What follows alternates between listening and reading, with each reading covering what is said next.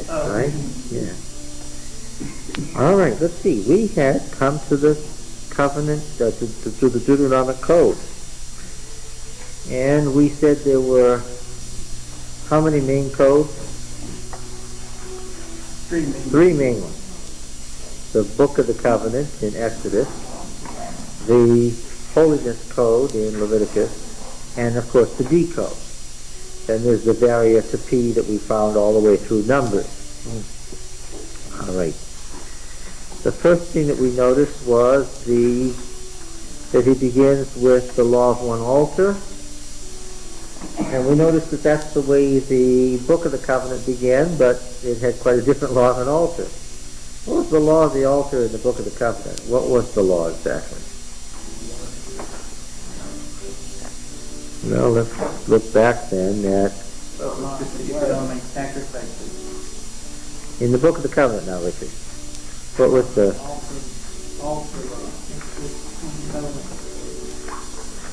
In the Book of the Covenant, right after the Ten Commandments, the next thing, Exodus 20 and verse 23, you shall not make gods of silver to be with me, nor shall you make for yourselves gods of gold. That's one law. An altar of earth you shall make for me, and sacrifice on it your burnt offerings and peace offerings, your sheep and oxen, in every place where I cause my name to be remembered. I will come to you and bless you. So what was the original law of the altar? What kind of an altar was it to be? An earthen altar. And where was it to be? Wherever. Yes. Why is that interesting in the light of D? Because D says what so emphatically? Yes. Yes. Now, of course, through this law of the altar, an ancient law, simple earthen altar, have been added later details about altars. Verse 25 is clearly later, and if you make me an altar of stone, you shall not build it of hewn stone, for if you wield your tool upon it, you profane it. First it's an altar of earth, now it has become a stone altar, and the one later than that clearly doesn't fit with these earlier ones. And if you you shall not go up by steps to my altar, that your nakedness be not exposed. Now we've got a high altar with a ram. Clearly that's a temple, and that is hewn stone. And then, of course, later we don't need to worry about that because the priests wear what in peace? They wear undergarments, yes. So that became extinct itself. So this is a series, a sort of a progression of laws about the altar. But even though later details are added in this Book of the Covenant law about altars, there's still nothing about one altar. Okay? It's still wherever. As opposed to D, where it's absolutely just one altar. We saw that the next thing he took up was Leviticus 17, the matter of the law of blood. And we saw that he modified P's much more strict code. How? In P, when did you eat meat? On certain occasions, yeah. At the time of the great national festival. In D, when do you eat meat? Whenever. Yes. Remember, I mentioned that the verb zavach means to slaughter or to sacrifice, because originally all slaughter was sacrifice. That was the only reason you do it in Israel. All right. Then the warning: don't start finding out how they worship their local gods, because you'll end up like they did, even burning sons and daughters in the fire to their gods. And then verse 32, this is a summary. Everything that I command you, you shall be careful to do. You shall not add to it or take from it. We just saw that the Deuteronomic historian said something like that in chapter 4 and verse 2. His comment was a takeoff on that which was found in the covenant code itself. Now, in chapter 13, we come to some very famous passages.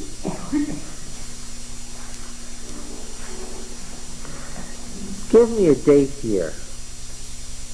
If a prophet arises among you. Give me a date. This is Moses speaking, but it's not the Moses of the 15th century. You understand what I mean by that, right?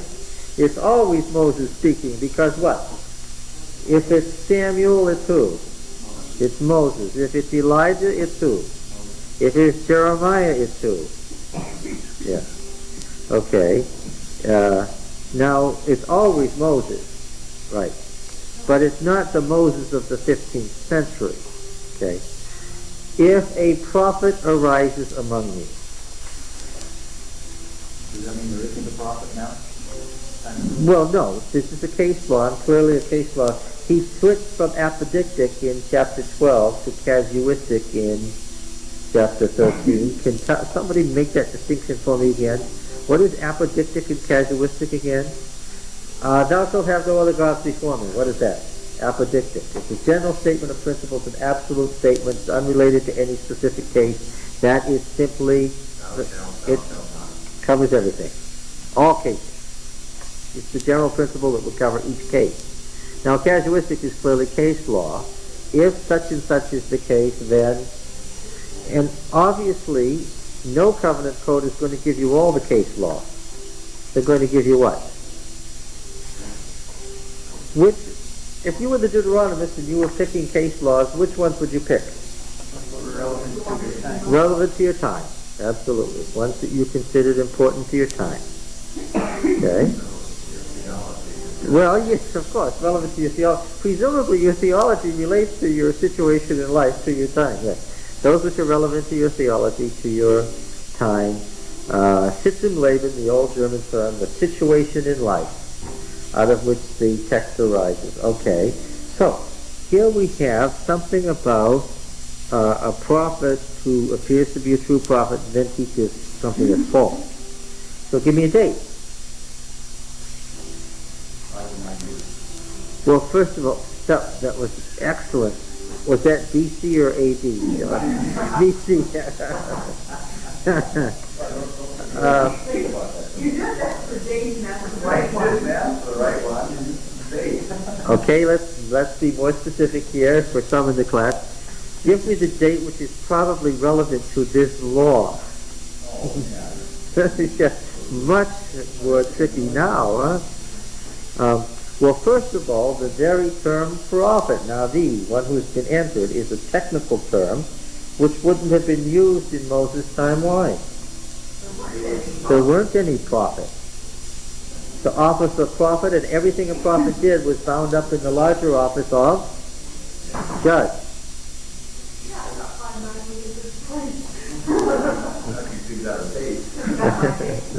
Okay, that would be between the first or the second and third carrying away to Babylon. That would be a good choice.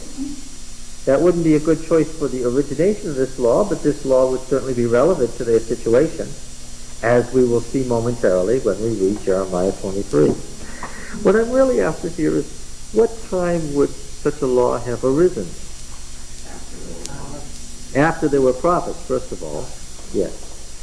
And not only that, but after there had been prophets long enough for what to happen? For true and false prophets to develop. Okay. What? The beginning of the kingdom. Well, because of course you don't get prophets till you get what? Kings. Yeah. So the divided monarchy? Yes. Nathan was a prophet because there was a king. But there's no hint as you read about Nathan that David has to say to himself, I wonder, is this a true prophet or a false prophet? That was not an issue. Yes. So,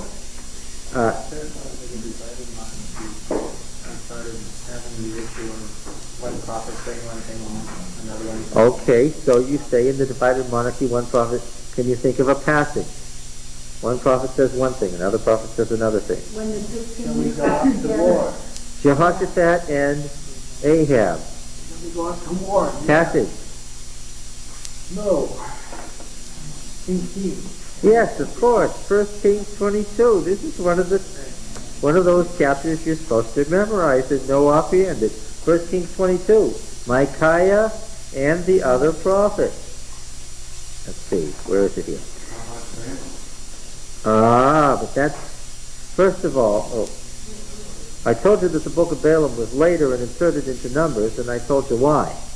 It was written after the fact and then inserted into Numbers, and I told you why. The concept of prophecy there. Of a false prophet, yeah. We saw that the book of Balaam was a separate, it began with once upon a time, and it ended with they all lived happily ever after. Yes, okay, 1 Kings 22. See, this is very important. You remember this story? We don't have to read the whole chapter again. We've read it at least a dozen times now together. The Jehoshaphat wants to know whether they should go to war, he and Ahab.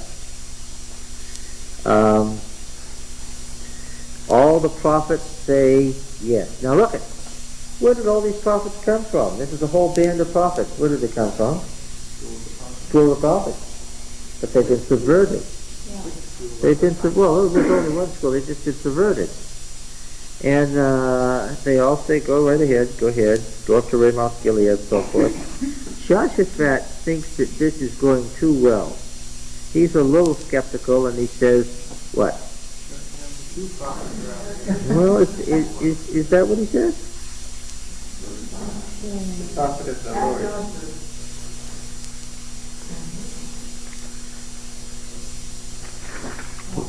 What verse is it? Yeah. Well, no, it's... You do not hear a prophet of the Lord beside. yeah, another prophet of the Lord. Jehoshaphat isn't saying what? Those others aren't of the Lord. No, he's not saying that they're not prophets. He knew Ahab. He knew what those prophets were. Well, yes, however, this is a state visit. He is not saying to Ahab that your prophets aren't Yahweh's prophets, just what? Do you have one more prophet of the Lord here that we can ask about? I wonder what gave Joshua the idea there might be another one. There is yet one man by whom we may inquire of Yahweh, Micaiah the son of Imlah, but I hate him, for he never prophesies good concerning me, but evil. Okay, so there's the distinction between these, yeah. And you remember what Jehoshaphat, again, a state visit, let not the king say so. He doesn't wish to offend him, and Micaiah comes, and of course he says, yes, you're going to win, just like all the others. Going to go just the way, these horns push the king of Syria, so forth and so on. And then, of course, upon being pressed, he says it was all a lie, that he was lying. And why did Micaiah say he was lying? And why did he say the other prophets were lying? This is the 9th century now. In the heavenly council, what was going on?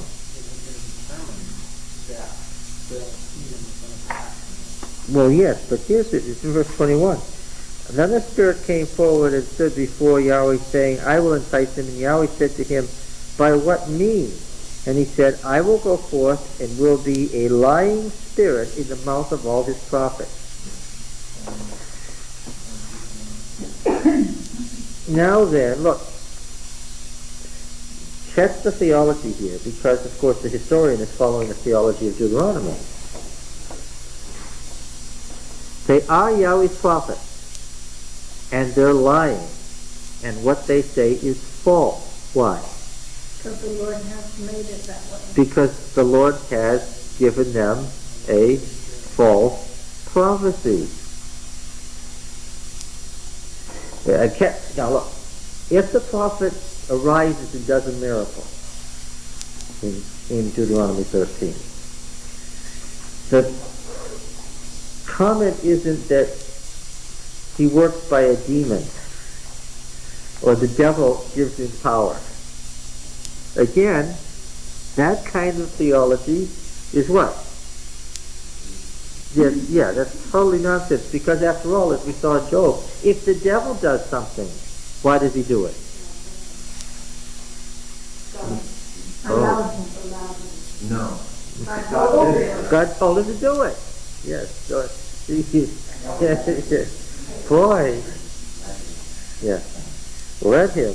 Yeah. That's what you shouldn't have said. That's right.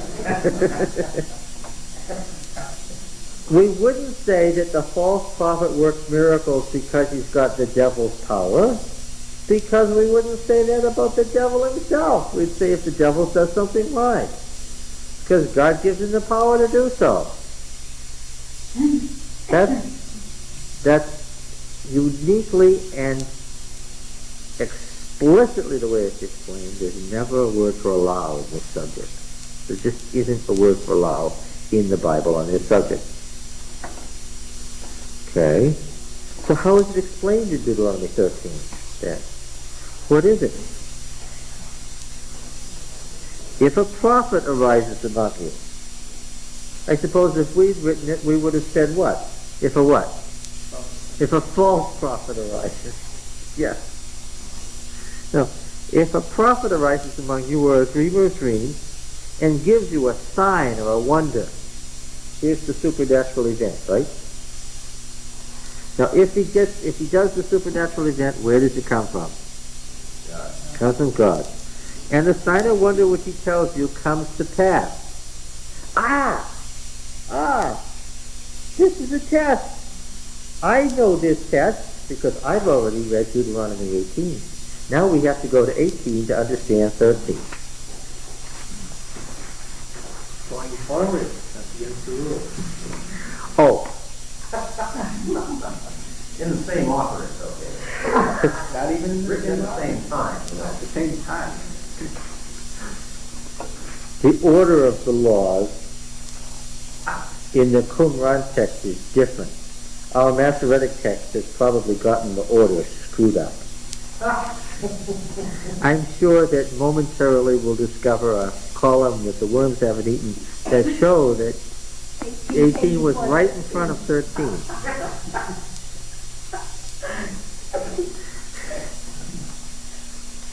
I'm not making up the rules as I go along, I'm telling the truth. Looking for archaeology?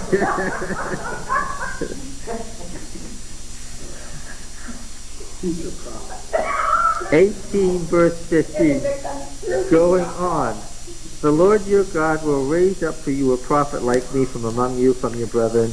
Him you shall heed, just as you desired of the Lord your God at Horeb on the day of the assembly when you said, we'll talk at length about the theology of this prophet who's coming. That's not the point here.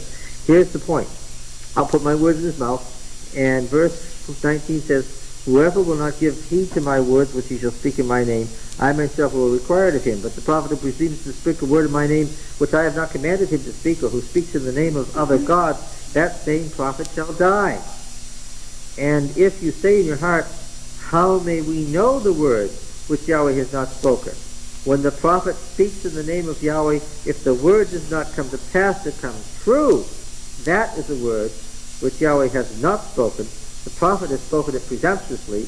You need not be afraid of him. You don't. Is this what Jonah was afraid of? Yes. That he Yes. was going to be a false prophet. Yes. Well, but Jonah was in the northern kingdom, right? Jonah was from the north. Deuteronomy is uniquely northern material. And in Deuteronomy, there's the possibility that God could raise up a prophet and tell that prophet something that what? Wasn't true. There's the possibility that Jonah, who got the good news that Nineveh was going to be destroyed, could go over and preach against Nineveh, and what would happen? It wouldn't happen. Would that mean he wasn't a true prophet? No. Yeah, right. Now, you've got to understand, it's part of the irony of the book of Jonah. We're not doing an exegesis of Jonah here, but it's part of the irony of the book of Jonah that Jonah suspects from day one that what? That they're going to repent.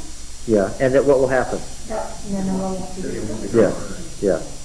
And, And it should have made him happy and glad inside. well, no, who was the great oppressor of Israel?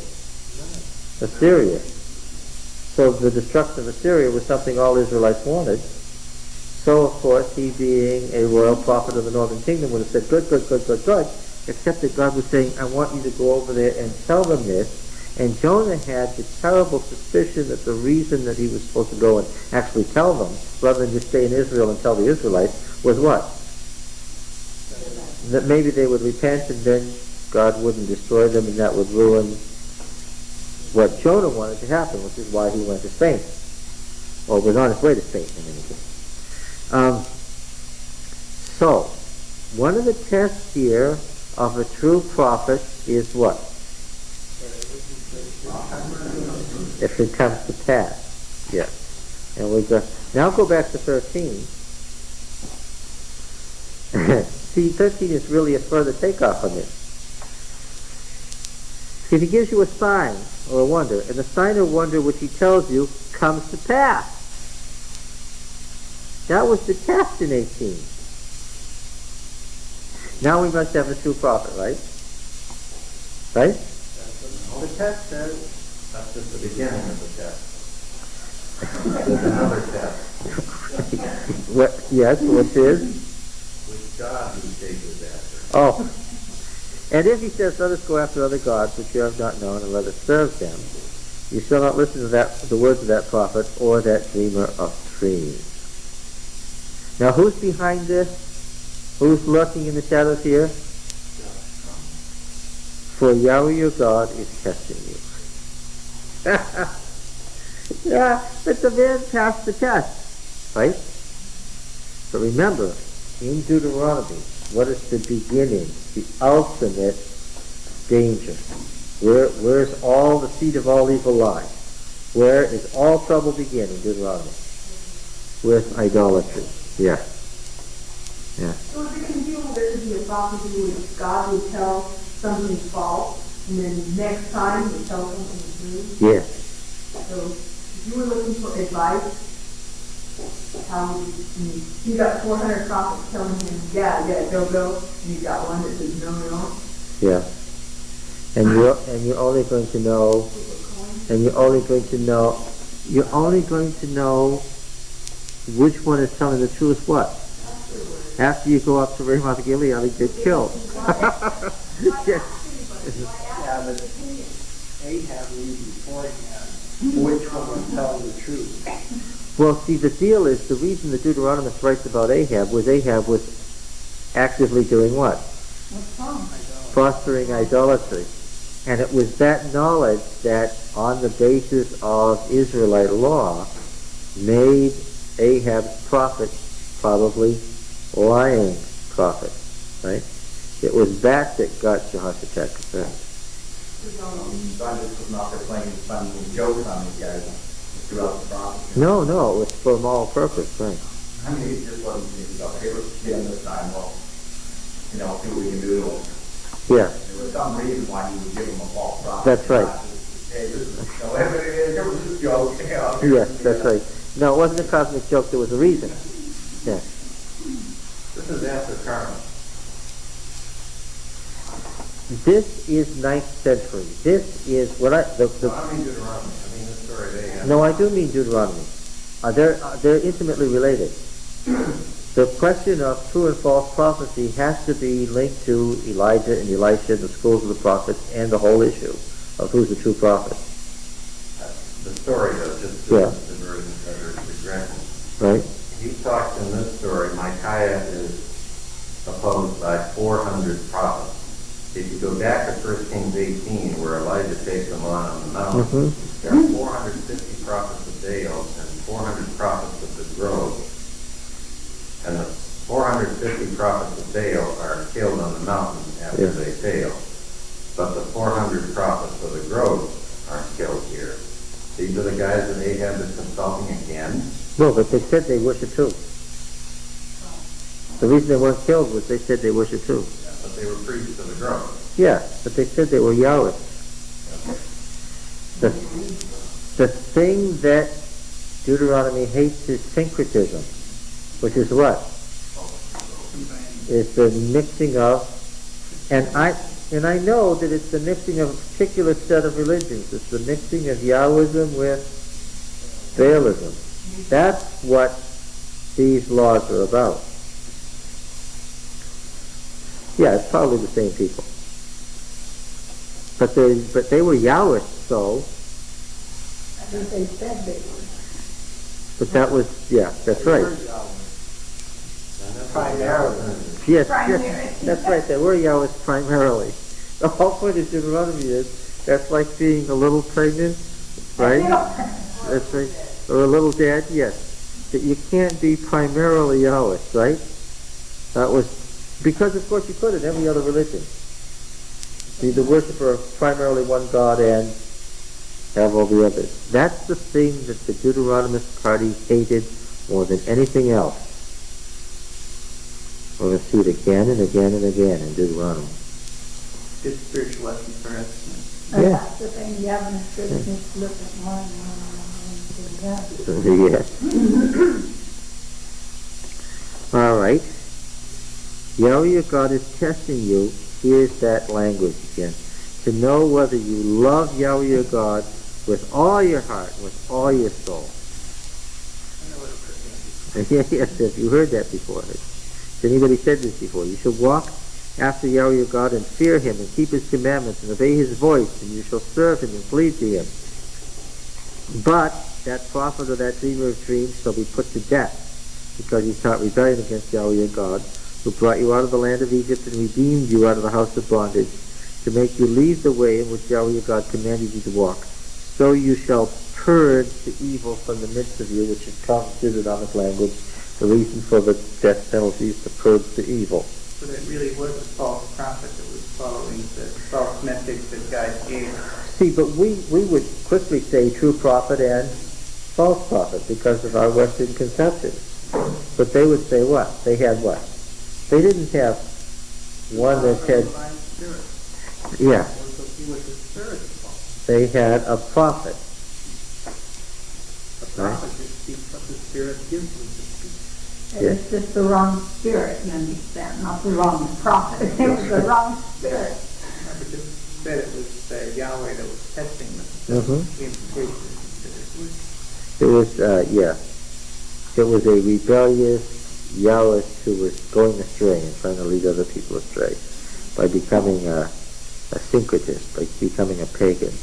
What was the lifespan of the prophet? Yeah, really. Depended on what king was in control, right? If you were one of these prophets, then it was one of those days when Elijah or Elisha had the upper hand. What was going to happen? Didn't live long. You'd probably be food for the birds till sunset. Now, if your brother, the son of your mother, the son of your daughter, or the wife of your bosom, or your friend, your mother, or your son, or your daughter, the wife of your bosom, or your friend who is of your own soul, entices you secretly, saying, let us go and serve other gods which neither you nor your fathers have known. Some of the gods of the peoples that are round about you, whether near or far off from you, from the one end of the earth to the other, you shall not yield to him or listen to him, nor shall your eye pity him, nor shall you spare him, nor shall you conceal him, but you shall kill him. Your hand shall be the first against him to put him to death, and afterward the hand of all the people. You shall stone him to death with stones, because he sought to draw you away from Yahweh your God, who brought you out of the land of Egypt, out of the house of bondage. And all Israel shall hear and fear, and never again do any such wickedness as this among you. These are free compositions of the Deuteronomist. He isn't quoting old law. This is prophetic law. This is new prophetic law that's being composed as we go along here. This is the view of the prophetic party of the northern kingdom descended from Moses. Okay? They were absolute Yahweh. Absolute monotheists. No. No.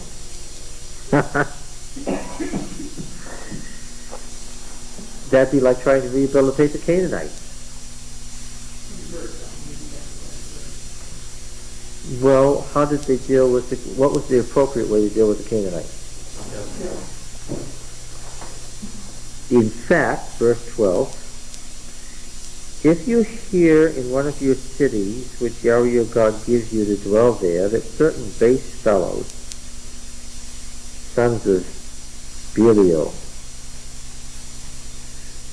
have drawn out among you and have drawn away the inhabitants of the city, saying, let us go and serve other gods which you have not known. Then you shall inquire and make search and ask diligently.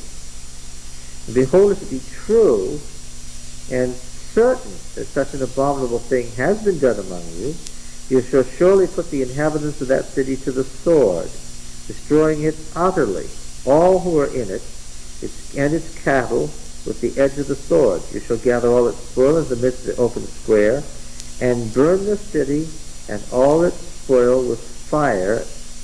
Cherem means to burn as a whole burnt offering to Yahweh your God. It shall be a heap, a tell, forever. It shall not be built again. None of the devoted things, who are we thinking of here, shall cleave to your hand. Thinking vacant? Didn't somebody build Jericho again? Yes, but at the cost of the curse, which was what? Yes, its son. None of the devoted things shall cleave to your hand, that Yahweh may turn from the fierceness of his anger and show you mercy, and have compassion on you, and multiply you as he swore to your fathers. So this is one of the laws of holy war. It's been added right at this point because it's following up, as you just did, Lucy, to the previous paragraph. The laws of holy war, let's look at those. Chapter 7, verses 1 to 5. Chapter 7. Now, give me a date for the laws of holy war.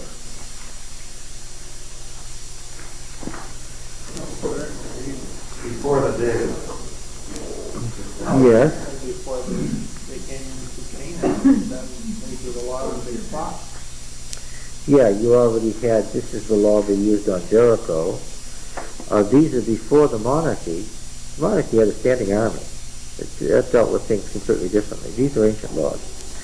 When Yahweh your God brings you into the land which you are entering to take possession of it, and clears away the nations before you, and 7 are listed, greater and mightier than yourselves, when Yahweh your God gives them over to you, you defeat them, then you must utterly destroy them. You shall make no covenant with them, show no mercy to them. You shall not make marriages with them, giving your daughters to their sons and taking their daughters to your sons.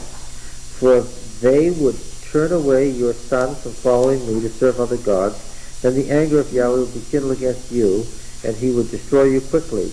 But thus you deal with them. You shall break down their altars, dash in pieces their pillars, hew down their asherim, and burn their graven images with fire. That clearly was a law, and it has been turned into a part of a passage here. It's been turned into a piece of prose. It's part of the sermon. Now we're reading one of these laws here in chapter 13, which is part of the holy war thing. How about chapter 20? Chapter 20. Several cases given here. When you go forth to war against your enemies, and see horses and chariots and an army larger than your own, you shall not be afraid of them, for Yahweh your God is with you, who brought you up out of the land of Egypt. And when you draw near to the battle, the priest shall come forward and speak to the people, and shall say to them, Hear, O Israel, you draw near this day to battle against your enemies. Let not your heart be faint, do not fear or tremble or be in dread of them. For Yahweh your God is he that goes with you, to fight for you against your enemies, to give you the victory. Then the officers shall speak to the people, saying, What man is there who has built a new house and hasn't dedicated it? Let him go back to his house, lest he die in the battle and another man dedicate it. What man is there that has planted a vineyard and hasn't enjoyed its fruit? Let him go back to his house, lest he die in the battle and another man enjoy its fruit. What man is there that has betrothed a wife and hasn't taken her? Let him go back to his house, lest he die in battle and another man take her. And the officers shall speak further to the people, say, what man is there that is fearful and faint-hearted? Let him go back to his house, lest the heart of his fellows melt as his heart. Who are we thinking of here? Gideon. And when the officers had made an end of speaking to the people, then the commanders appoint the heads of the people. And when Gideon had winnowed down his army in similar fashion, how many did he have? He had his 300. Yes. Okay. Oh, no, does he? At the end of time, the wedding feast, go out, they invited wedding, and one guy said, oh, I just built a house, and I just married, and same thing happened. Can't come for those reasons. All right. So this is the militia. This isn't the standing army. This is the tribal militia. The people, the able-bodied men are called out, and then those who don't want to go are sent home. All right. Okay. You are aware, then, that the old laws of holy war that preceded the monarchy were revived in the prophetic movement, which is why their laws are here. These laws of holy war are here in Deuteronomy. They have survived in Deuteronomy. Why? Why are they still here in Deuteronomy when they weren't used anymore? Because the Deuteronomists had revived the concept of holy war. Against what? Yes. Against, well, let's look over here, for instance, at, let's look in the Elijah and the Elisha cycles that are found in the Deuteronomic history and note some examples. We'll just read through and you can find several examples. See, that explains that lying prophet from Bethel, doesn't it? There was a prophet from Bethel and a prophet from Judah, and the prophet from Bethel told him to come back, and the prophet from Judah ate when he wasn't supposed to, and they were both prophets. Right? Now then, where do we first hear about Elijah? Is it 1 Kings 17?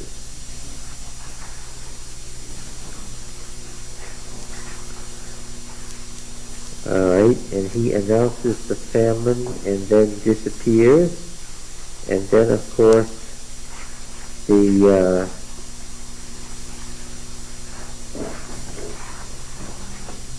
story about the priest of Baal and the altar and fire from heaven, and Elijah flees to Horeb from Jezebel, right? And what happens then? Then he calls the Lord. Yeah. There was also Jehu. He anoints Jehu, which is what? Commander of the army, who does what? Yes, holy war on Ahab. He starts a holy war. How many does he kill? Everyone. And destroys all, exactly the things that, destroys all the things they own, so forth. Yes, exactly the way you would expect it to be.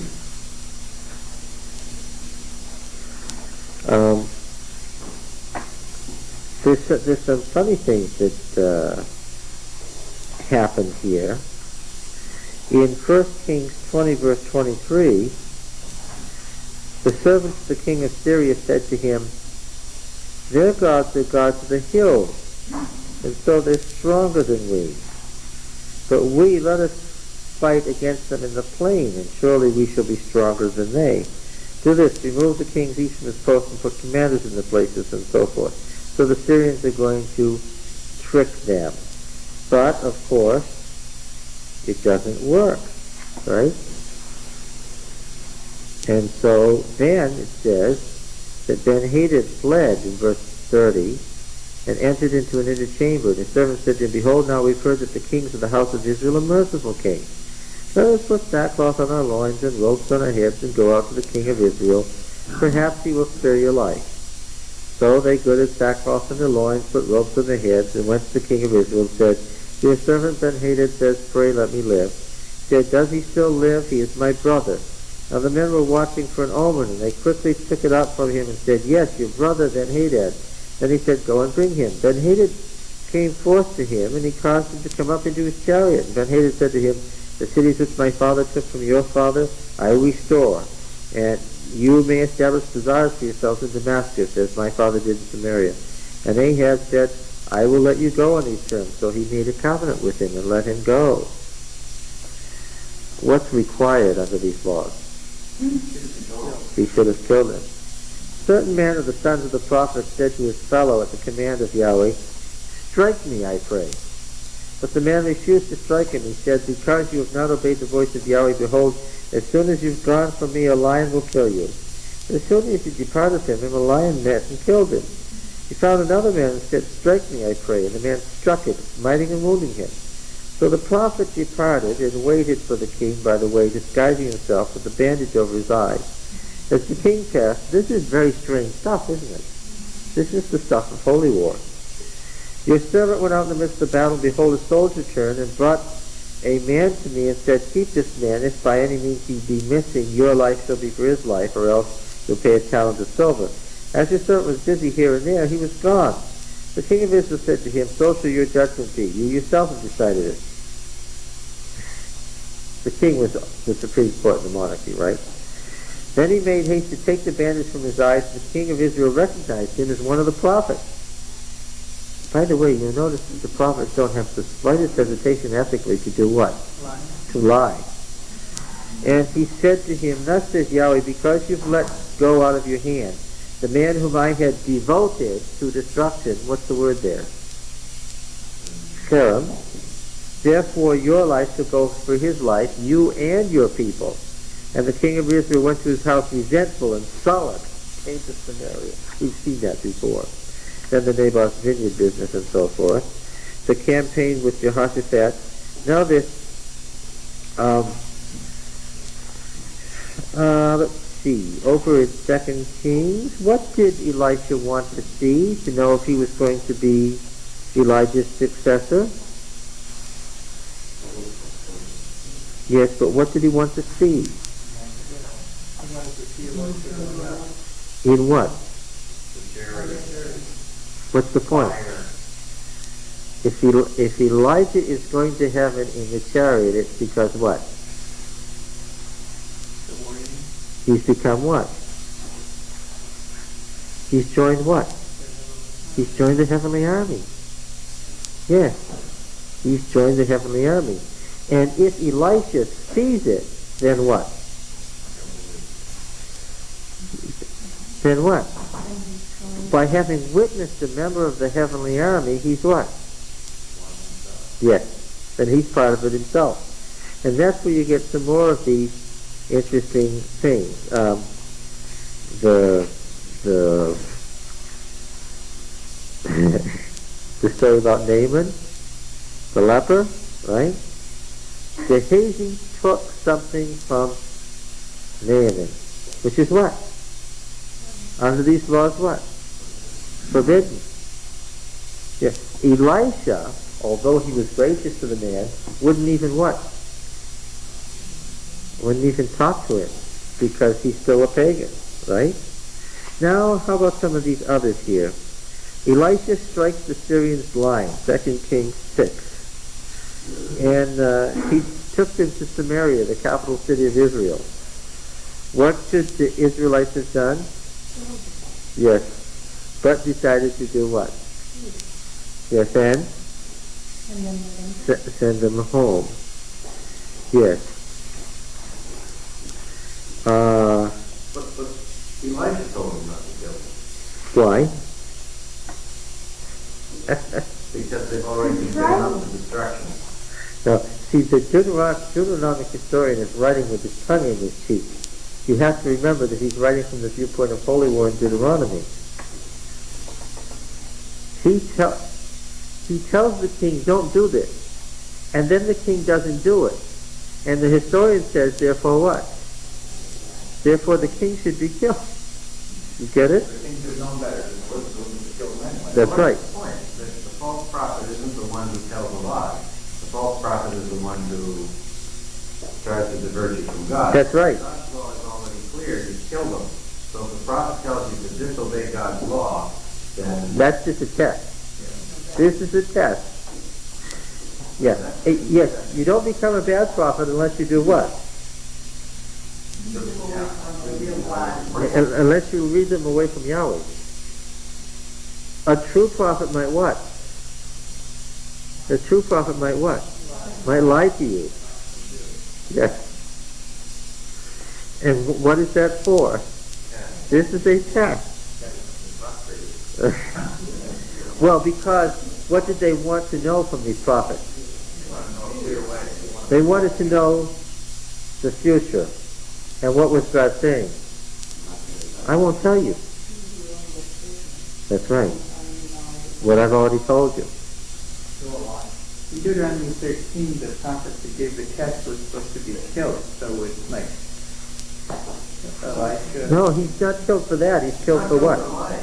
Killed for leading away from God. That's right. If he then goes on and uses the sign of wonders to lead you astray, Yeah, then but by telling you to go against God's order, is it the prophet leading them astray in that sense? no. But God leading them to another God. The prophet came from Judah. The prophet came from Judah. God had told him, don't eat anything there, don't touch anything. The ban is on it. The prophet from Bethel said, come on in and have some food with me. What should the prophet of Judah have said? Can't. Thank you for the invitation. You're a kind man. Can't stay. He ate. Who buried who? Who buried who? The prophet from Bethel buried the prophet from Judah. And what did he say to his sons in a perfectly calm manner? See, you won't get it. It's not going to make any sense unless you catch this. He said, oh, his mule's out there and there's a lion standing beside him and the body's beside him. Well, he wasn't supposed to eat with us. Yahweh told him not to, and he did anyway. And they wouldn't have found that strange. What was that little city he went to? Dothan? What was that little city where Elisha was holed up? Was it Dothan? Where's that? And his servant was absolutely terrified because the army of Syria snuck up on them because they were trying to kill Elisha.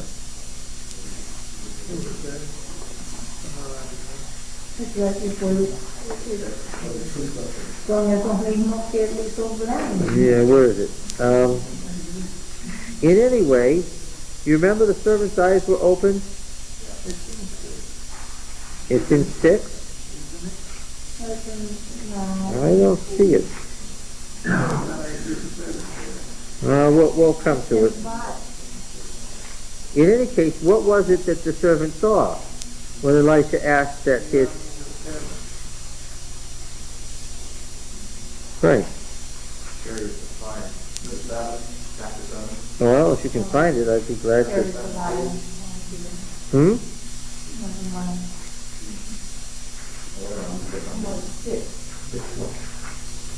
Well, if anybody finds it, let me know. But the point is, it's all from Holy War. What? 6:13? Thank you. 17.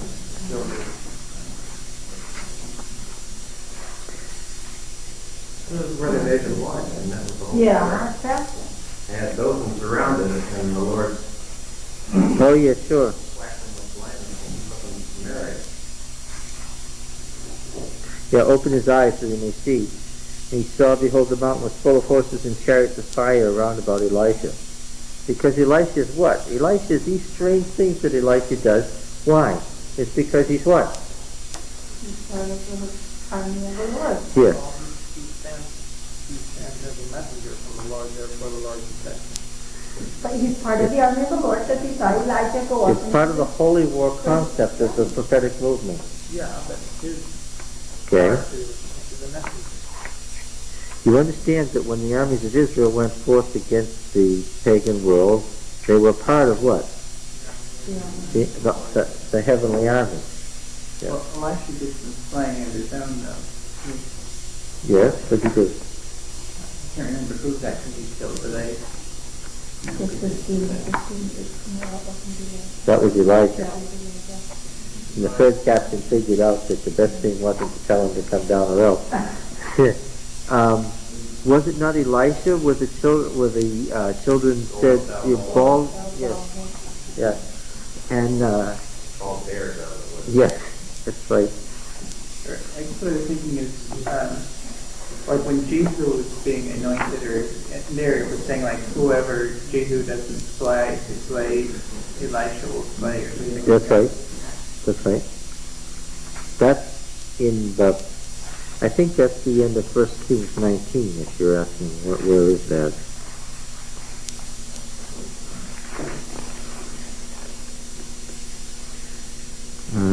It's yes, where he. Yes, verse 17. Jesus will put to death any who escape the sword of Hazael, and Elisha shall put to death any who escape the sword of Jesus. Yeah. So really, the holy war thing crystallizes in Elisha. It's ironic that Elisha is a more gentle personality than Elijah, but what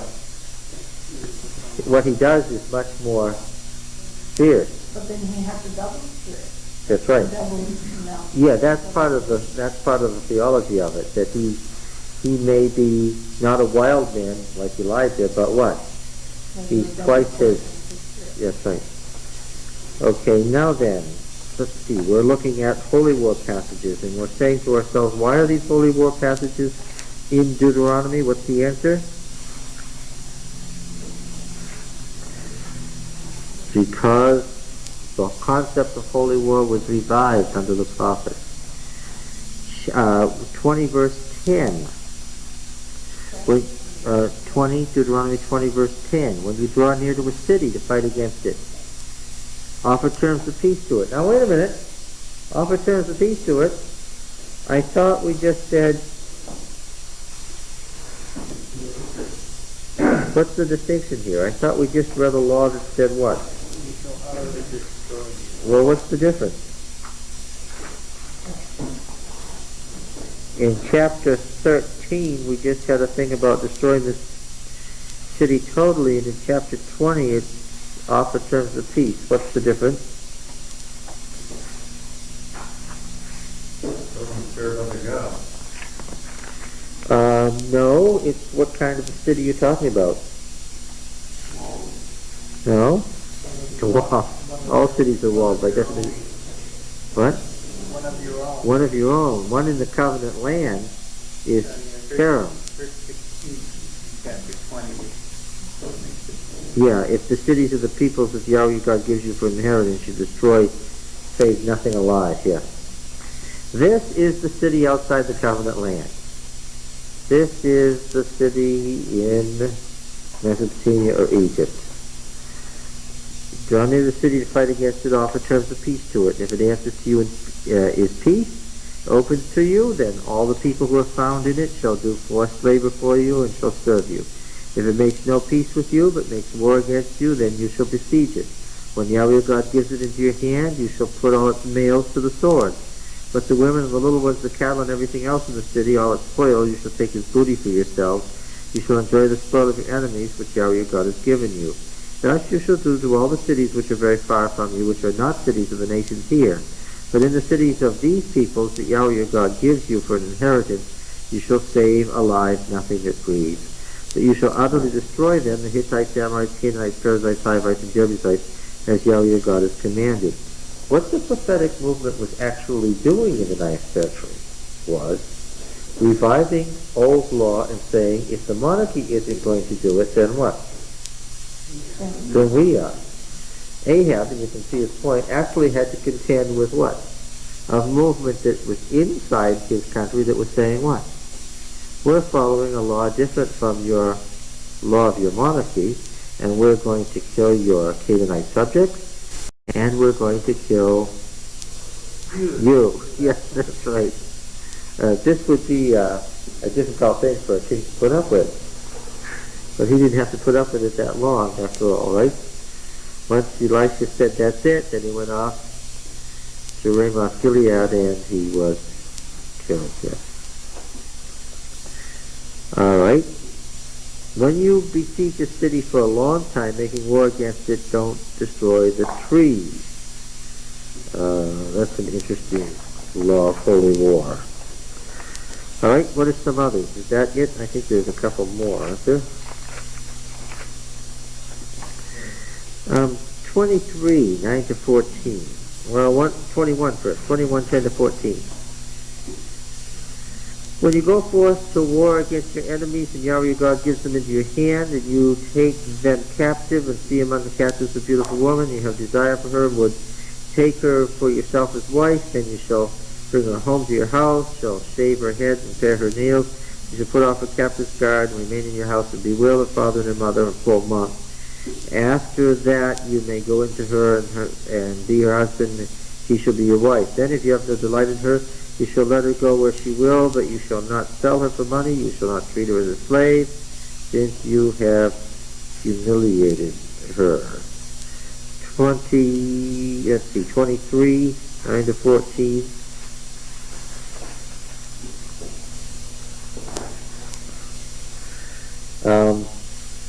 When you go forth against your enemies and are encamped, then you shall keep yourself from every evil thing. If there is among you any man who is not clean by reason of what chances to him by night, then he shall go outside the camp. He shall not come into the camp. But when evening comes, he shall bathe himself in water, and when the sun is down, he may come in the camp. Have a place outside of the camp, go out to it for bathroom, have a stick in with your weapons. When you sit down outside, dig a hole, turn back and cover your excrement, because Yahweh God walks in the midst of the camp. Save you and give your enemy up your enemies before you. Therefore your camp must be holy, that he may not see anything indecent among you, and turn away from you. 24:5. When a man is newly married, he shall not go out with the army, or be charged with any business. He shall be free at home 1 year, to be happy with his wife whom he has taken. 25:17 to 19. Remember what Amalek did to you on the way as you came out of Egypt, how he attacked you on the way when you were faint and weary, and cut off the rear, all who lagged behind you. You did not fear God. Therefore, when Yahweh your God has given you rest upon your enemies round about, in the land which Yahweh your God gives you for an inheritance to possess, you shall blot out the remembrance of Amalek from under heaven. You shall not forget. Okay, laws of holy war. This probably wasn't all of them, but this is some of them, and these are the ones that are retained only in Deuteronomy. Okay. There's some hint of the holy war and the war camp in Numbers, but you couldn't clearly figure out what it was about in Numbers unless you had these laws from Deuteronomy to tell you what was going on here. Alright.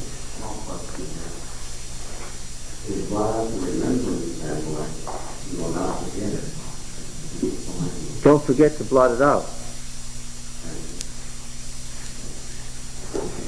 Now then, chapter 14 is interesting.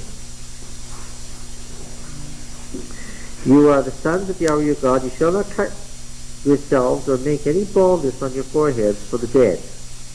The count of the dead was forbidden. For you are a people holy to Yahweh your God, and Yahweh has chosen you to be a prophet for his own possession out of all the people that are on the face of the earth.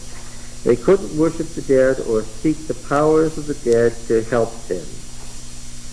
Right? Things that are forbidden in chapter 18, verse 10, we're going to come back to this, are, among other things,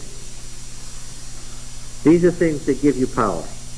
There shall not be found among you anyone who burns his son or his daughter as an offering, or anyone who practices divination, a soothsayer, an augur, or a sorcerer, or a charmer, or a medium, or a wizard, or a necromancer.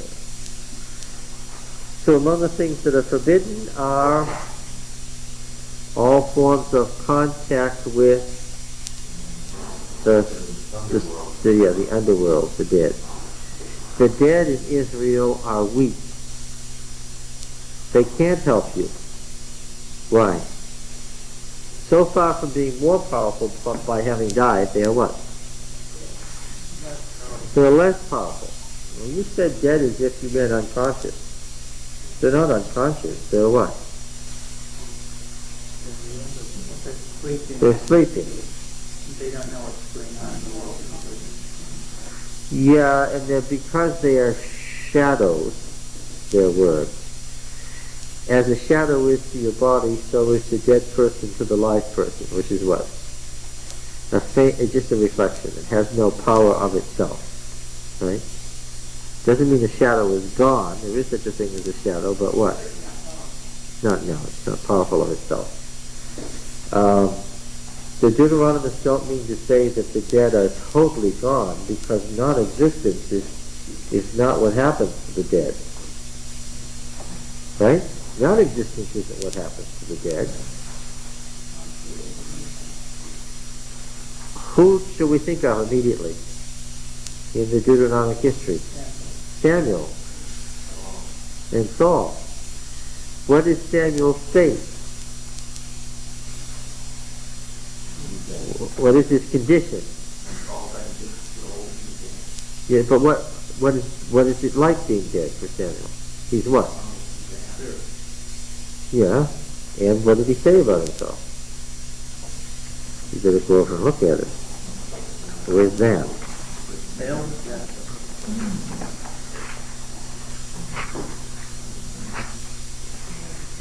Let's see, where is it?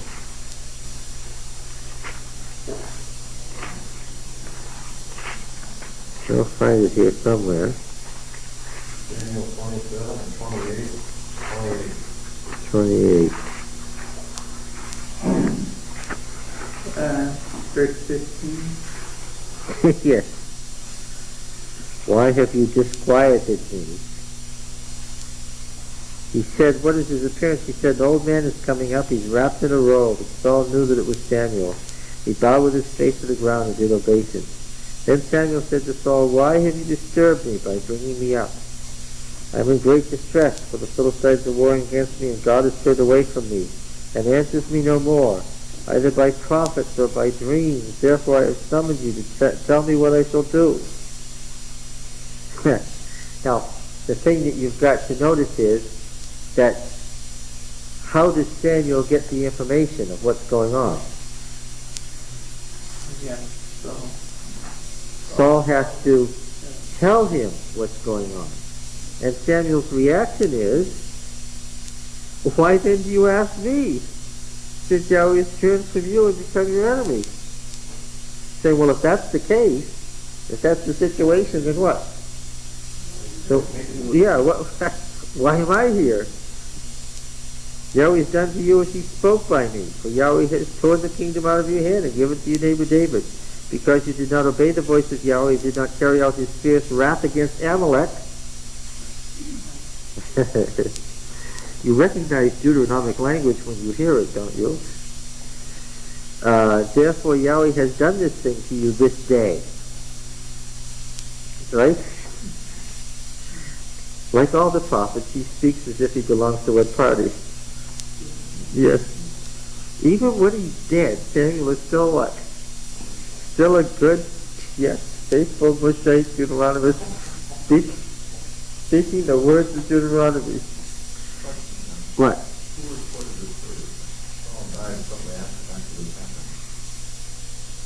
Well, how did they know it? I mean, how did they come about? Well, he was with some people. He had two servants with him, did he not? I believe he didn't go alone. Two men with him. Yeah. And she knew that it was Saul right away, yeah. Moreover, Yahweh will give Israel also with you into the hand of the Philistines, and tomorrow you and your sons shall be with me. Yahweh will give the army of Israel also into the hand of the Philistines. Yeah. All right.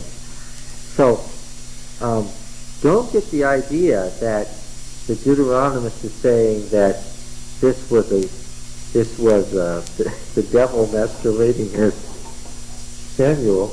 That would be a gross and violent distortion of the text. Who is this? Samuel. And he's speaking exactly as the Deuteronomist would. But mostly he's just cranky because what? Because he was sleeping, and what? Saul woke him up for no apparent good reason. Because Saul was told, the Lord isn't answering me. So his reaction is, so why are you asking me? Why am I here? Yes. So that's it. What? As good Greeks, though, we want to know what really happened. We'll leave that for later. Now going back here. Yeah, 10 years from now, we'll get here. No. No, when we get to First heaven, Samuel we're going to say, just ask the Lord about that one. No, I would never do that. First Samuel isn't that far from Deuteronomy. You know. Yeah, the way we're going. Oh, it's a big experience. Yeah, we are. One chapter a year. Okay, now let's see. Where are we here? We're talking about the laws of holy war. Oh, one of the laws of holy war was about Amalek, and it was Saul who spared the Amalekite king and his goods, violating one of the basic laws of holy war found in Deuteronomy. And Haman was a descendant of that king. And so it goes, yes. All right, so, now then.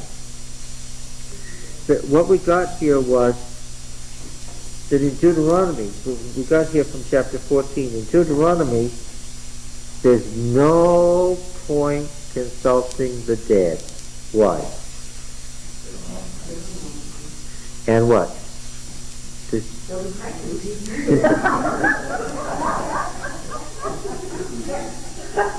Despite what the pagans think, the dead can't do what? They can't help you. They can't give you any strength or power over others. Yes, right. Yes.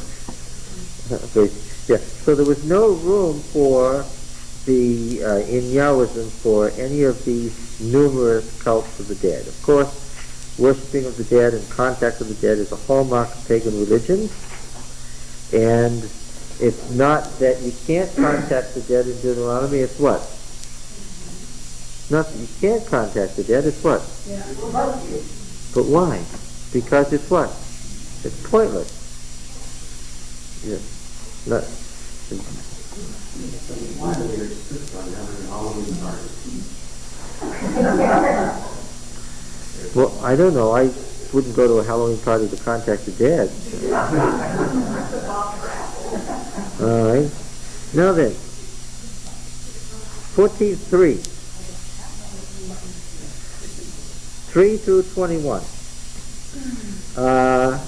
3 through 21, as it happens, is about what you can eat. And this does not sound like Deuteronomy. Tell me what this sounds like. You shall not eat any abominable thing. These are the animals you may eat: the ox, the sheep, the goat, the hart, the gazelle, the roebuck, the wild goat, the ibex, the antelope, and the mountain sheep. Every animal that parts the hoof and has the hoof cloven in two, and chews the cud among the animals you may eat. Yet of those that chew the cud or have the hoof cloven, you shall not eat these: the camel, the hare, the rock badger, because they chew the cud but don't part the hoof, are unclean for you. And the swine, because it parts the hoof but does not chew the cud, is unclean for you. Their flesh you shall not eat, and their carcasses you shall not touch. Of all that are in the waters you may eat these. Whatever has fins and scales you may eat, and whatever does not have fins and scales you shall not eat. It is unclean for you. You may eat all clean birds, but these are the ones which you shall not eat: the eagle, the vulture, the osprey, the buzzard, kite after their kinds, every raven after its kind, the ostrich, the nighthawk, the seagull, the hawk and their kinds, the little owl, the great owl, the water hen, the pelican, the carrion vulture, and the cormorant, the stork, the heron after their kinds, the hoopoe, and the bat. And all the winged insects are unclean for you, they shall not be eaten. All clean winged things you may eat. You shall not eat anything that dies of itself. You may give it to the alien who is within your towns, that he may eat it, or you may sell it to a foreigner. For you are a people holy to Yahweh your God. What is it? Holiness. It's right out of the holiness code verbatim. I think they put it in here because now the people could eat meat when they weren't sacrificing, so they had to know how to know for themselves. Yeah, if you're going to say you can eat meat in your town, then you have to include something about what you can eat and not eat. And what is it, S.R. Driver in the International Critical Commentaries, one of those old classic commentaries from the early 20th century, he has a chart in there showing you the words in Hebrew and which words have been picked up by the writer here, summarizing. There's no question that this is a summary of Leviticus 11, verses 2 to 23. P has priority here. The holiness code exists and he's quoting from it. He's summarizing from it. I'll say again, as I always do, that the P material precedes the D material, not the reverse. You should not boil a kid in its mother's milk. We saw that many times in P. Now then, tithe. Tithes, everybody. You shall tithe all the yield of your seed which comes forth from the field year by year. And before Yahweh your God, in the place which he will choose to make his name dwell there, you shall eat the tithe of your grain, of your wine, and of your oil, and the firstlings of the herd of the flock, that you may learn to fear Yahweh your God always. Now, did you get that? Yeah, you're supposed to see it. Did you all catch what it says? Then you're not giving it. Weren't you saying that was the second one before? No, the second one's down in verse 28.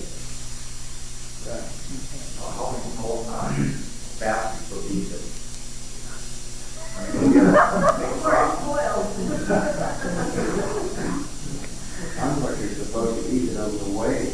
No. At the place which Yahweh will choose. That's the central sanctuary. The one altar. What? This is the first year of the English. This is the first year of the English. Well, the point is, what is the big point here? This is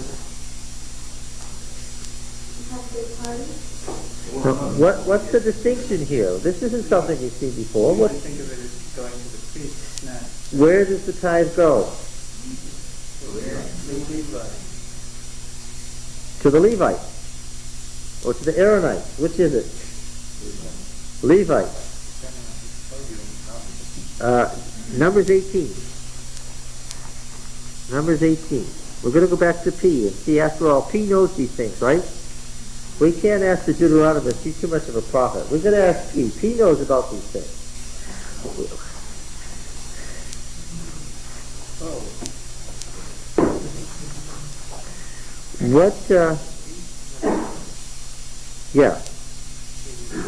The offerings belong to the priest. 18:8. I have given you whatever is kept of the offerings made to me, all consecrated things of the people of Israel. I have given them to you as a portion, to your sons as a perpetual due. They shall be yours of the most holy things reserved from the fire, every offering of theirs, every cereal offering, every sin offering, every guilt offering, all the wave offerings. And what is it that you get? Well, you get the fire, and you get the couple of other things. Now, look here, verse 21. You catch it? To the Levites, not the priest. To the priest. To the Levites, I have given every tithe. The priest got portions of the animal that was offered. The Levites got the tithe in Israel for an inheritance in return for their service, which they served their service in the tent of meeting. Henceforth the people of Israel shall not come near the tent of meeting, lest they bear sin and die. But the Levites shall do service of the tent of meeting, and they shall bear their iniquity. It shall be perpetual statute throughout their generations. And among the people of Israel they shall have no inheritance. For the tithe of the people of Israel, which they present as an offering to Yahweh, I have given to the Levites for an inheritance. Therefore I have said of them that they shall have no inheritance among the people of Israel. And the Levites are themselves to do what? Yes, you shall present an offering from it to Yahweh, a tithe of the tithe, verse 26. You shall give Yahweh's offering to Aaron the priest. And the Levites eat the tithe. But over here, who eats the tithe? Yes. Verse 24, and if the way is too long for you, so that you are not able to bring the tithe which Yahweh your God blesses you, because the place is too far from you, which Yahweh your God chooses to set his name there, then you shall turn it into money, bind up the money in your hand, and go to the place which Yahweh your God chooses. Spend the money for whatever you desire, oxen or sheep, or wine or strong drink, whatever your appetite craves, and you shall eat there before Yahweh your God, and rejoice, you and your household. And notice, and, this is an after portion of the law is divided into 3 parts, you shall not forsake the Levite who is within your town, for he has no portion or inheritance with you. So in D, what happens? The Levite, instead of getting the tithe, what? He gets to do what? He gets to eat with you when you eat your tithe. Once a year. Well, 3 times a year. Yes, that's right. Well, yeah, but 3 times a year doesn't everybody come at the same time? Yes. Yep. Passover, Pentecost, and Tabernacle. Yes. Sounds like a fairly good law here in Deuteronomy. All right, now chapter 18, verse 1. So, yeah. Okay. The Levitical priest, that is, all the tribe of Levi, shall have no portion or inheritance with Israel. They shall eat the offerings by fire to Yahweh and his rightful dues. So in Deuteronomy, the Levites will see what numbers What the priests were to eat. That's right. That's the key. The Levitical priest, yes, the Levitical priest. This still leaves us the problem of what? The rest of the Levites, yes. But wouldn't it be pretty hard to eat a tenth of everything you've grown in a year in a matter of a day or two off on this wild orgy party, whatever you want to call it? Well, if 8 days of feasting, It would seem to me that whatever they had left over, they would leave there rather than take it back because it was a tithe and not just something. but the Levites weren't there. The Levitical priests were there. The Levites were what? Where were they? Yeah, chapter 12, Deuteronomy 12. Keep your finger here.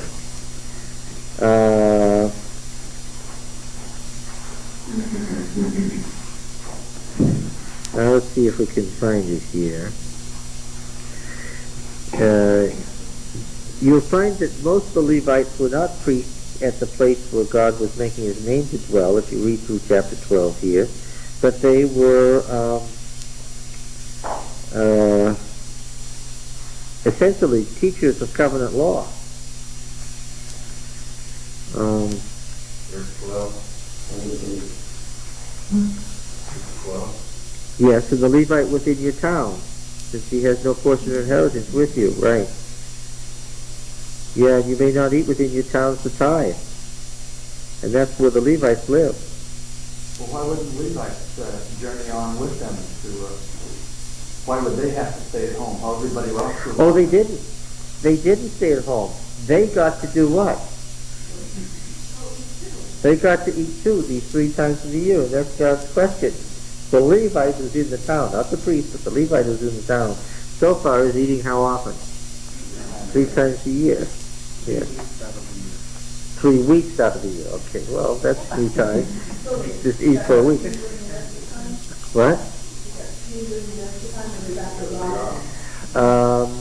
this would lead you to believe, since they live in town, they don't get the tithe, they are teachers of the law, that they must have what? Or else they had other city kinds of jobs. We find that the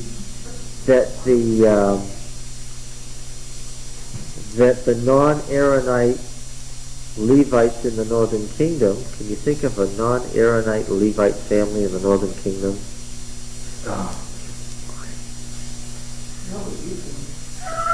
Well, I could think of the family of Moses, for instance, who might have been teachers of the law, living in various towns, and this is, of course, where the prophetic movement comes from. How did the prophets support themselves? Their own settlements. They had their own settlements, and what? Yeah, they produced their own stuff independently. They were not, as in the southern kingdom, on the payroll. That's interesting. They weren't on the payroll. Do you think that has any import in how they related to, say, the monarchy, or as opposed to the prophets in the southern kingdom? Well, in the northern kingdom, the Levites were not on the payroll of the monarchy. In the southern kingdom, the whole priesthood was. And in the southern kingdom, what do we find very quickly? All the priests said what? We see it in Jeremiah, who was, of course, from the northern kingdom family. What do all the prophets and priests do? Who do they support? The king. Whatever the monarchy says, that what? All their oracles are what? Favorable. Whereas in the northern kingdom, the prophetic movement takes an anti-establishment role.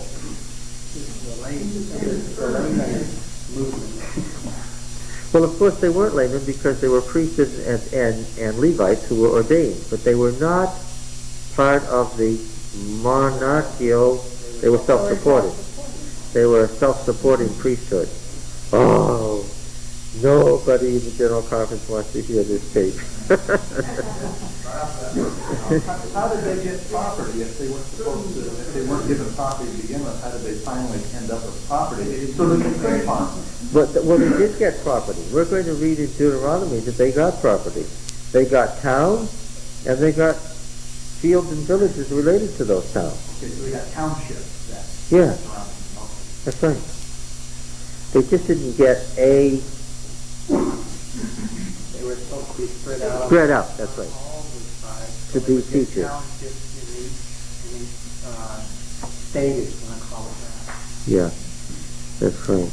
In tribal territory. All right, so what do the Levitical priest, that is, all the tribe of Levi, shall have no portion or inheritance with Israel. They shall eat the offerings by fire to Yahweh, his rightful due. They shall have no inheritance among their brethren.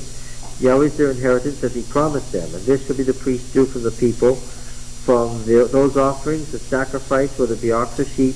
They shall give to the priest the shoulder, the two cheeks, and the stomach, which is different, of course, from what Leviticus says. No. This is a generally bright group, but some folks need to be brought along. Not the two cheeks of the jowl.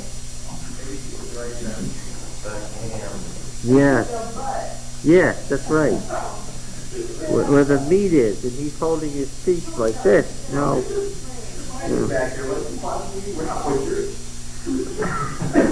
That's obvious, yes. Now, what was it? The portion in Leviticus 7.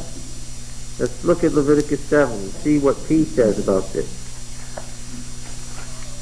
It isn't that one law develops out of the other, it's that this represents the two different kingdoms' way of doing things. Leviticus 7. What verse is it? 28?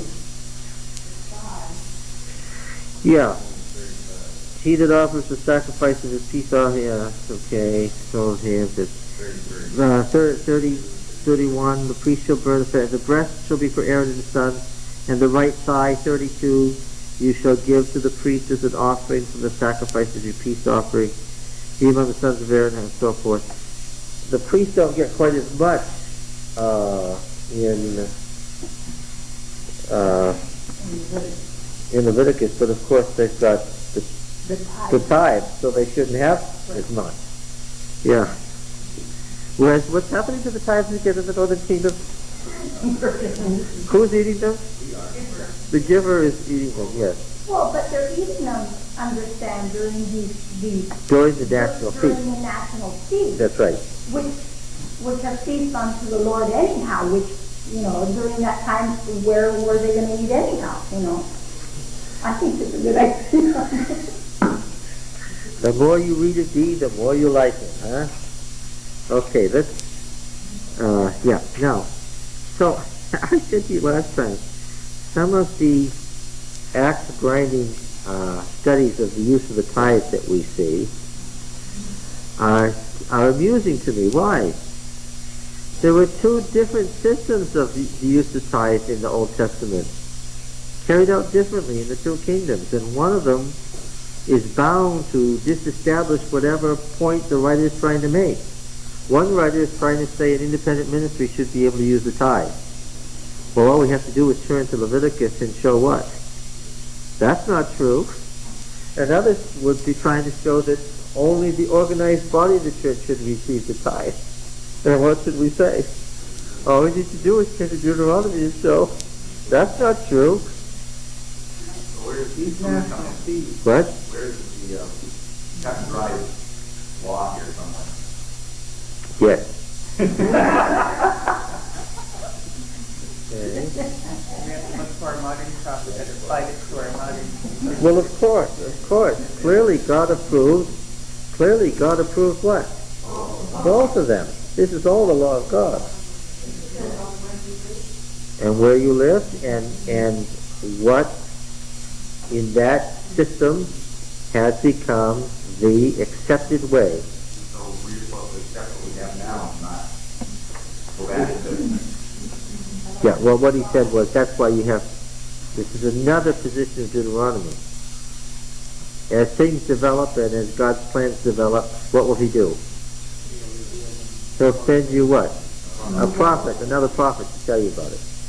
The very assumption that God's going to continue sending you prophets says what?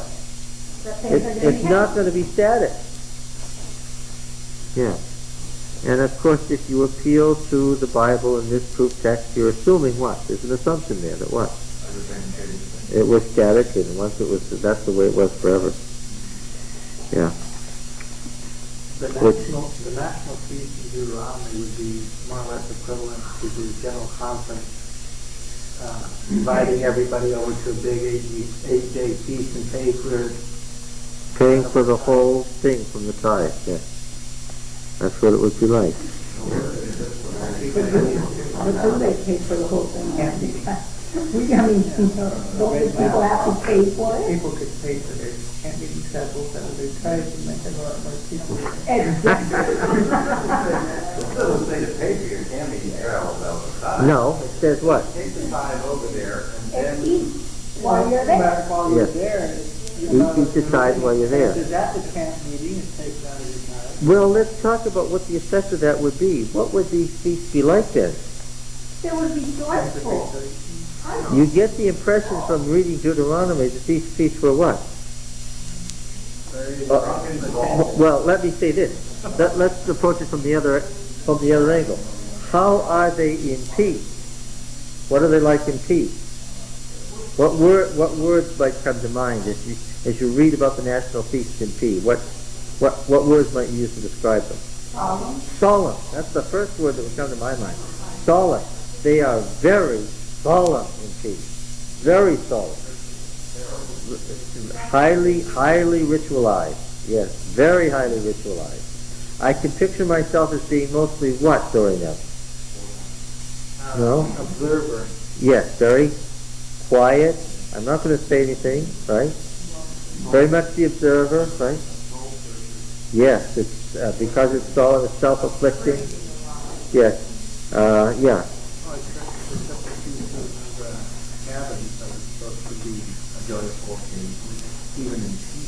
Which time? Feast of Booths. Well, of course, that's the New Year. We'll talk about that. We're going to talk about the Feast of Tabernacles at great length next week. What word might you describe the national feast as they come in Deuteronomy? Joyful. You have to say joyful is the first word. Why? Every time he describes them, what is it? Yeah, it's because it's commanded. Or if you're not Yeah, joyful, you're going to be because that's the command that comes up every time. You rejoice, or else what? Or else God will curse you.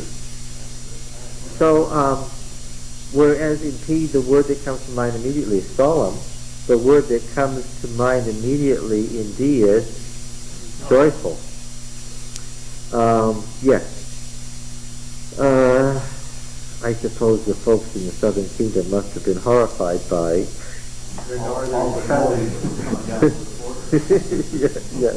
Anytime you can take the money and spend it on anything you desire, that would be right. Yes. Well, you were to have some food to eat, not just wine and strong drink there, darling. Food. It lists food first. Food. Whatever is still whatever, okay. It wasn't that far away from Jerusalem either, so. 9 miles. Yeah. That's awfully close. A lot of mixing. That- The crowd that big kind of spread all over the country. It is pretty scary to have somebody celebrating 9 miles away, isn't it? Being too. I wonder how many northerners would go over to the southern, to celebrate instead of be followed. Well, I suppose when they came south and were celebrating, that the people in the south would have thought, what? This is not appropriate. And of course, when the northern kingdom fell, it fell because of idolatry, right? But when they came back, and they had both been destroyed, this is running ahead of the story, but which won out? When they gathered again after the exile, whose system did they follow? P or D? P. Yeah. Oh yes. The fact that D is still here is almost. Well, yes and no, because the two biggies that ruined the Jews were the Sabbath and idols. That was the never again. That was the pair of never again that persisted right into the destruction of the city. So it's both P and D theology that became the touchstones of the ruinous Jewish religion. Yes, but the anti-idolatry, is much more P. The Judaism is much more P. When we read Ezekiel, it's exclusively P. D was looked on obviously as too what? Yeah, I would say so. Why did the priest kind of miss all the time? That they didn't get? No, I don't think it was that. I think it was just that they felt that it was too loose. It wasn't orderly enough, yes. The 3rd year tithe. This is another thing that's found only in D. At the end of every 3 years, you shall bring forth all the tithe of your produce in the same year, and lay it up within your town. And the Levite, because he has no portion of inheritance with you, and the sojourner, the fatherless, and the widow, who are within your town, shall come and eat and be filled, that Yahweh your God may bless you in all the work of your hands that you do. So there, they not only got it 3 times a year, Don, but what else? Every 3 years. Well, Yeah. the Adventist Church doesn't teach that we should have a double tithe every 3 years. 3rd year tithe. No, but they want a 5% on top of the 10. There's but notice here, this is still not working in relation to P, because here the tithe is going to whom?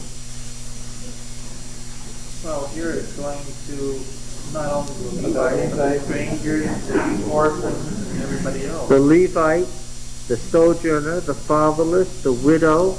If it's going to all those people, who is it not going to here? Not going to the priest. This is not the system we find in Or to D. the people, it's like their welfare. Yes, that's right. That's right. And I think it was enough to last until next time.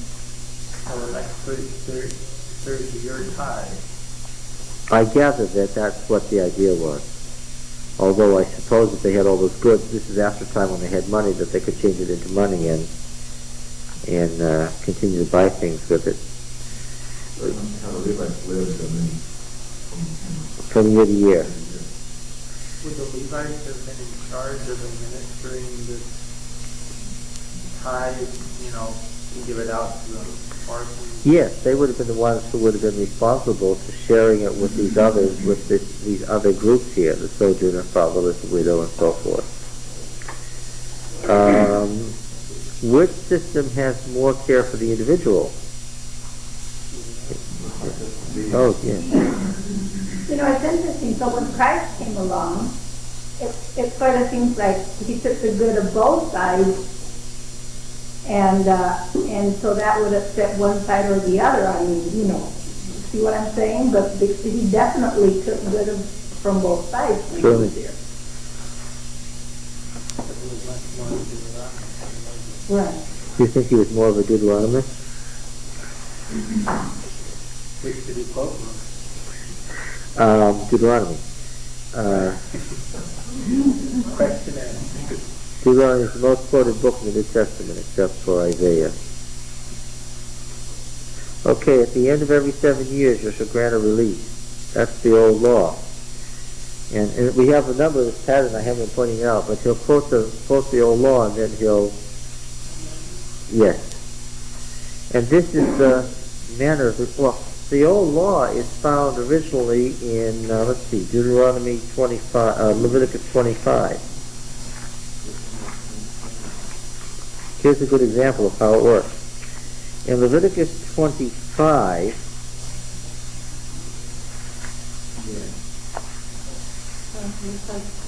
the law was that you let the land lie fallow. Leviticus 25 verses 2 through 7. And it says in verse 6, the Sabbath of the land shall provide food for you, for yourself, for your male and female slaves, for the hired servant and the sojourner who lives with you, for your cattle also, and for the beasts that are in the land. All its yield shall be for food. Now, the P system goes on to develop this further. Beginning in verse 8, there is a further development of the old law of the 7th year lying fallow. And how does P develop this further? Then you go 7 sevens, and then you have a year of Jubilee in which you release everybody from their slavery and from their debts and so forth. D develops this differently. How does D develop the old law? First, the law was the 7 years, and the 7th year is the year of release. And this is the manner of the release. Every creditor shall release what he's lent to his neighbor. He shall not exact it of his neighbor, his brother, because Yahweh's release has been proclaimed. Of a foreigner, Nakri, this is not Ger, the resident alien, but the foreigner who's come to trade, the trader. Of the trader you may exact debts. This isn't going to ruin Israel's trade with Syria. That's not what this is about. But whatever of yours is with your brother, your hand shall release. But there will be no poor among you, for Yahweh will bless you in the land which Yahweh your God gives you to possess, if only you obey the voice of Yahweh your God, being careful to do all his commandments which I command you this day. For Yahweh your God will bless you as he promised you, and you shall lend to many nations, but you shall not borrow, and you shall rule over many nations, but they shall not rule over you. So, what happens here is what? The release from debts is every 7 years. And poverty is removed then at the end of 7 years. Which country do you want to live in? Where do you want to live? I think that I'll move up there. I'll move 9 miles north. Maybe Bethel isn't so bad after all, huh? Yes, in the northern kingdom, they made the release every 7 years. In which of these two countries, it's pretty obvious by now, which of these two countries did the monarchy have a stronger hand over the people? In the south. Now, through most of their joint history, through most of their parallel history, which was the richer of the two countries? Israel. Which was the bigger of the two countries? Israel. Oh yes, by far. Which was the more powerful of the two countries? Israel. Which carried out more trade with the surrounding nations? Israel. That's also why they had more problem with idolatry, obviously. They didn't have seaports. What function is their seaport? They didn't have, along that very smooth coast, they didn't have any natural seaports. So what did they use as their seaports to trade with the rest of the Mediterranean world? Nineveh. Nineveh's nowhere near an ocean. What? Fire inside. And therefore what? Naturally, since they had to use them as their trade outlets, what problem did they have? They had the problem of syncretism. Yeah. They had these trade routes that ran up through Lebanon to Syria to Damascus, so they had these constant problems with syncretism because they had open borders to all these things. That's what there is more a sense in Deuteronomy of a richer country, isn't there? Lying behind Deuteronomy is a richer country. You can tell it. And out of that wealth has come a much more liberal law, which is what? This was a country where they could accept this law, where it was possible to release debt every 7 years without ruining the economy. And the prophetic movement was actually pushing this, if you can believe it, as a system. Now, don't get these confused here. There won't be any poor among you when? Verse 4. When? When you obey and do this and release everybody from their debt. Now verse 7 continues the thought. If there is among you a poor man, one of your brethren, in any of your towns within your land which Yahweh your God gives you, you shall not harden your heart or shut your hand against your poor brother. But you shall open your hand to him and lend him sufficient for his need, whatever it may be. Take heed lest there be a base thought in your heart, and you say, the 7th year, the year of release is near, and your eye be hostile to your poor brother, and you give him nothing, and he cry to Yahweh against you, and it be sin in you. You shall give to him freely, and your heart shall not be grudging when you give to him, because for this Yahweh your God will bless you in the work of your hand and all you undertake. For the poor will never cease out of the land, therefore I command you, you shall open wide your hand to your brother, to the needy and to the poor in the land. So, how often would there have to be debt forgiven? Every 7 years. Somebody's going to lose some money. And the person isn't supposed to say, what? If I make this guy a loan, what? I'll never get it back. Yeah, I'll never get it back. And that's right. And the problem is that if you do that, then he might cry to Yahweh and what? Then Yahweh will curse you, and then yes, yes. Yes. All right. If your brother, a Hebrew man, a Hebrew woman, is sold to you, he shall serve you for 6 years, and in the 7th year you shall let him go free from you. This is the same law that we have in P, just developed differently. And when you let him go free from you, don't let him go out empty-handed. You should furnish him, Yeah, you should furnish him liberally out of your flock, out of your threshing floor, and out of your winepress. As Yahweh God has blessed you, you shall give to him.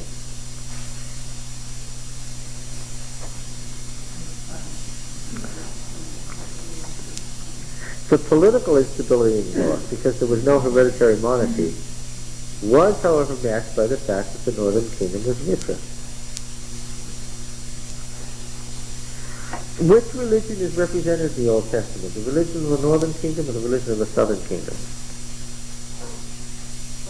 They both are. Yeah. They both are. All right, you shall remember that you were a slave in the land of Egypt, and Yahweh your God redeemed you. Therefore I command you this today. But if he says to you, I will not go out from you, because he loves you and your household, since he fares well with you, then you shall take it all, thrust it through the ear of the door, and he shall be your bondman forever. And to your bondwoman you shall do likewise. It shall not seem hard to you when you let him go free from you, for at half the cost of a hired servant he has served you 6 years. So Yahweh your God will bless you in all that you do. Promises you'll always get it back, because he'll take care of that. Now here's another law that's quoted in a further development. All the firstling males that are born of the herd of the flock you shall consecrate to Yahweh your God. You shall not do work with the firstling of the herd or shear the firstling of the flock.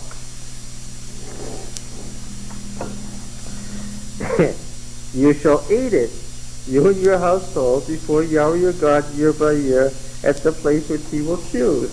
It's happening again. What's happening now? They're eating it instead of what? Instead of sacrificing it.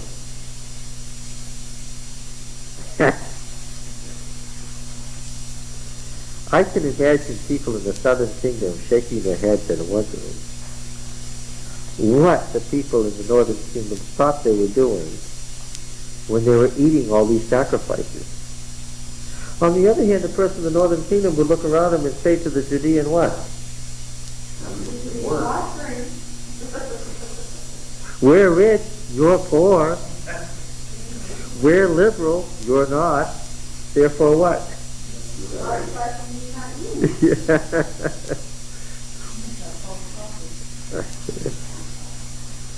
Of course, they didn't have false prophets in the south. They had monarchical prophets. Yeah. But did they really follow these laws? Like, like the laws of Jubilee and stuff, they didn't keep, and that was why they planned him to 70 years of rest. When the kings of the northern kingdom tended not to want to follow these laws, what happened? The prophetic movement, which was very potent in the northern kingdom, did what? A prophet like Hosea would rise up and cry out, and what would happen?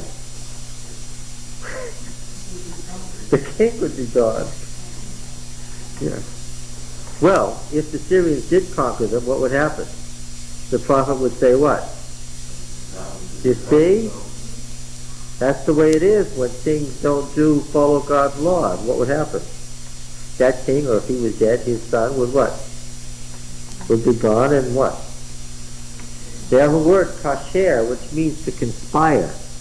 And it's a word that's only used of prophets. Who are conspirators in the northern kingdom? If you were a king and you were thinking there's a conspiracy against me, where would you look? You'd look among the prophetic school, saying, who's trying to conspire against me now? Because it became synonymous with the work of prophets. What do prophets do? They prophesy. What's the word for it in the northern kingdom? It's to conspire. And of course, the prophets would say, well, who's behind the conspiracy? Yes, Yahweh said so. Right? Was there any secret about this in the Deuteronomic history? Do what? Go and make this man king. Tell him he's the next king. That would have an unsettling effect on the monarchy, wouldn't it? Because that person was bound to believe what? That he was the next king, and so would a lot of other people, yes. And there's nothing like believing that God was with you to help you be successful, right? So that the northern kingdom, they followed their rules more than the southern kingdom followed their rules. I think so. But that was easier to follow. It's much easier to keep something than to go give it to someone,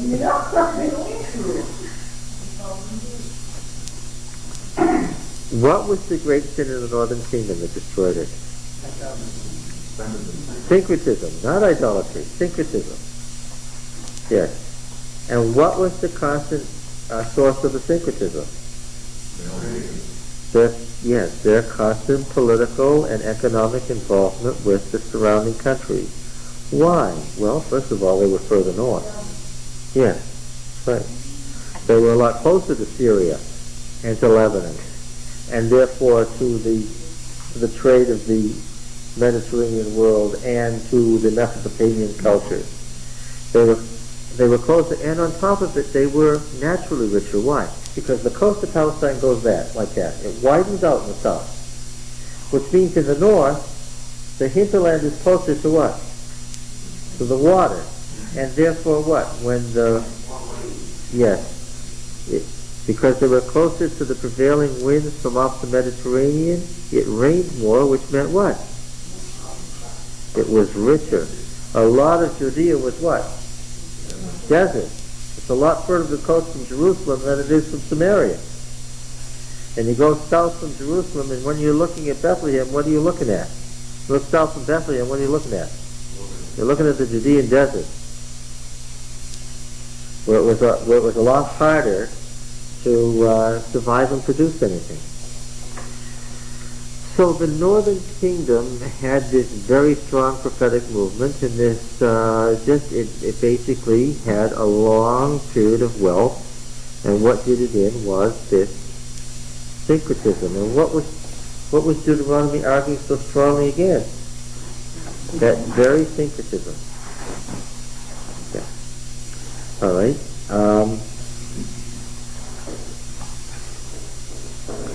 Okay, we'll say goodbye for today.